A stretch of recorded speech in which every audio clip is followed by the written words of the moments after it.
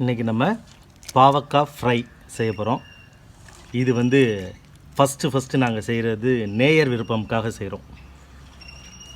ஏற்கனவே நம்ம போட்ட வீடியோஸில் பார்த்துட்டு பாவக்காய் ஃப்ரை செஞ்சு காட்ட சொல்லி கேட்டிருந்தாங்க. அதை நம்ம இன்றைக்கி செய்ய போகிறோம். பாவக்காவை நல்லா ரவுண்டாக மீன் மாதிரி அரிஞ்சு வச்சுருக்குறோம். தண்ணியில் போட்டு கழுவிட்டு எடுத்துக்கலாம். கழுவி வச்சுட்டோம். இப்போ சால்ட்டு லைட்டாக ஆட் பண்ணிக்க போகிறோம்.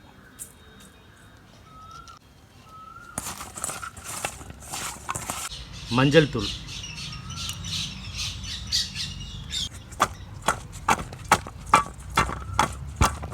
அடுத்தது மிளகாய் தூள்.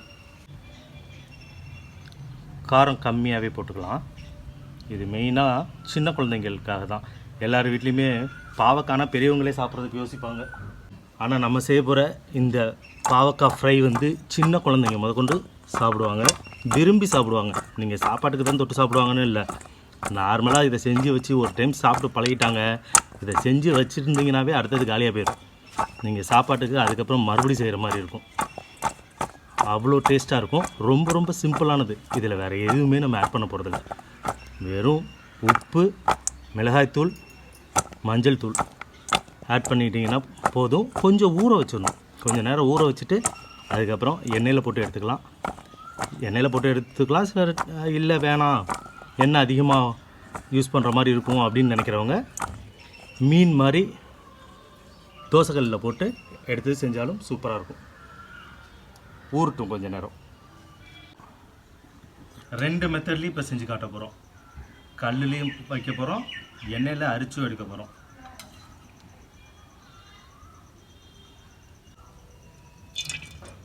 தோசைக்கல் சூடாகிடுச்சு. எண்ணெய் ஊற்றிக்கலாம். எண்ணெய் நல்லா காஞ்சிருச்சு. அப்படியே நல்லா ஊறின பாவக்காயை இதில் போடுறோம்.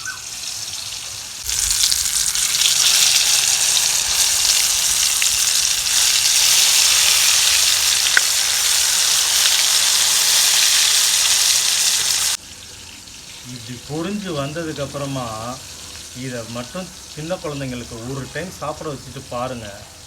அடுத்த டைம்லேருந்து அவங்களே கேட்பாங்க. அப்படி இருக்கும்.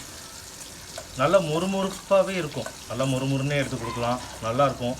என்ன கொஞ்சம் பிளாக்காக இருக்கிற மாதிரி இருக்கும், ஆனால் சாப்பிட்றதுக்கு அவ்வளோ டேஸ்ட்டாக இருக்கும். இப்போ கல்லுலேயும் நம்ம வச்சிடலாம். இது சூடு ஆயிடுச்சு.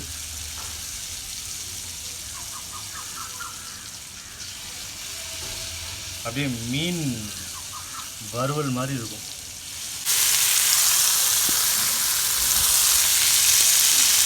கொஞ்சம் கொஞ்சமாக போட்டு எடுத்துக்கலாம். இல்லைன்னா நிறையா எண்ணெய் ஊற்றுற மாதிரி இருக்கும். அப்பப்போ திருப்பி விட்டுருங்க, இல்லைன்னா ஒரே சைடே பிளாக் ஆகி போய் கிடக்கும்.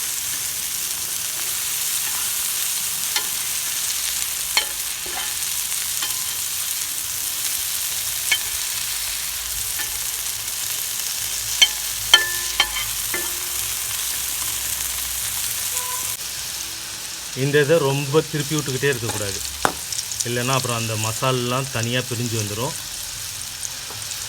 சாப்பிட்றதும்போது கொஞ்சம் ஒரு மாதிரி இருக்கும். அப்பப்போ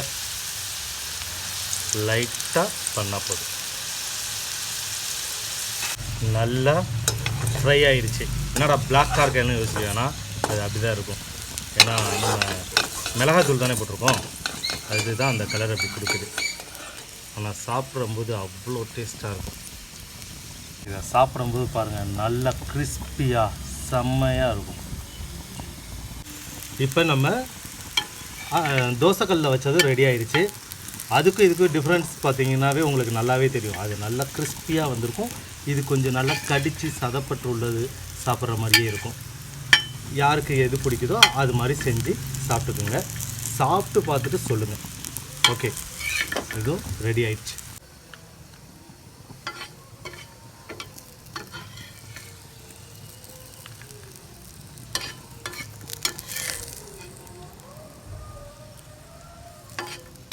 குழந்தைங்க என்னடா பாவக்காய் சாப்பிட மாட்டேங்குதுன்னு எல்லாரும் வீட்லேயும் ஃபீல் பண்ணுவாங்க. இது மாதிரி செஞ்சு கொடுத்துருங்க, உங்கள் குழந்தைங்க சூப்பராக சாப்பிட்டுக்குவானுங்க.